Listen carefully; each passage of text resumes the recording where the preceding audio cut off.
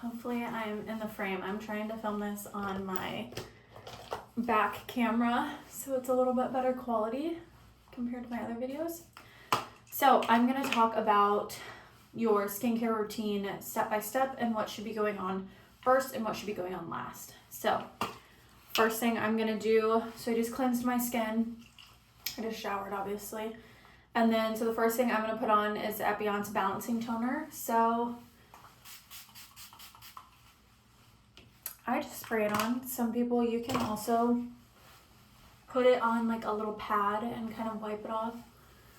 Whatever works. I like to spray it on. That is also good for if you normally get like razor bumps or anything like that. So that's dry. First rule of thumb with skincare is everything should really go from thinnest to thickest. So the second thing I'm going to put on is the Alastin C Radical Defense Serum. So this is a vitamin C serum that helps protect your skin against free radicals in the environment. It also helps prevent pigment formation and also treats pigment on the skin as well. So I'm gonna let that dry for a hot second. Just to let it dry. Sometimes you have to amp it up a little bit.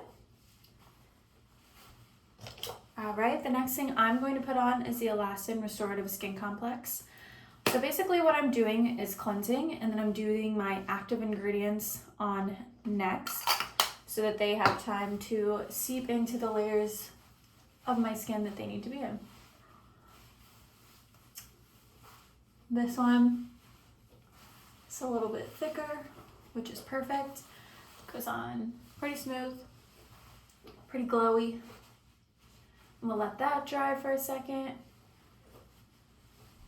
My next step is always gonna be, oh, I just smacked myself in the face. My next step is always gonna be the moisturizer. So whatever moisturizer you had, obviously I always recommend something that is medical grade because the molecular weight is correct for your skin. However, there are some good over-the-counter brands as well. And eventually I am going to make a video of my favorite over-the-counter brands as well that are a little bit more budget friendly, whereas some of these topicals can be very expensive if you're buying them and restocking them every month. So we'll go over that at some point once I do my restock. I'll do a little like Target must-haves or something. My last step after moisturizer, and mind you, some people may have like some acne topicals or acne medications or other active ingredients. This is just kind of my advice as far as going from thinnest to thickest, and always SPF is your last step. Now, I've said in my other videos as well, you should always be wearing SPF every single day on your face, neck, and on the back of your hands. Especially as adults, about 60% of our sun exposure comes from driving.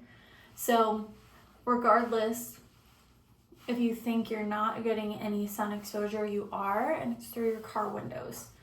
So if you think about it, when you're driving, your face is getting all that sun, and also your hands being up there on your steering wheel. So very important to get those areas covered and protected from the sun, and making sure that it's a broad spectrum sunscreen which protects you against UVA and UVB rays. So I'll also make a video discussing kind of what broad spectrum and UVA versus UVB means, because I think it's kind of confusing and it's kind of a marketing tactic that some brands can use when consumers and patients don't really quite understand what you're meaning by broad spectrum sunscreen, things like that. So I hope everybody has a great rest of their day and a great rest of your week. Happy Thursday.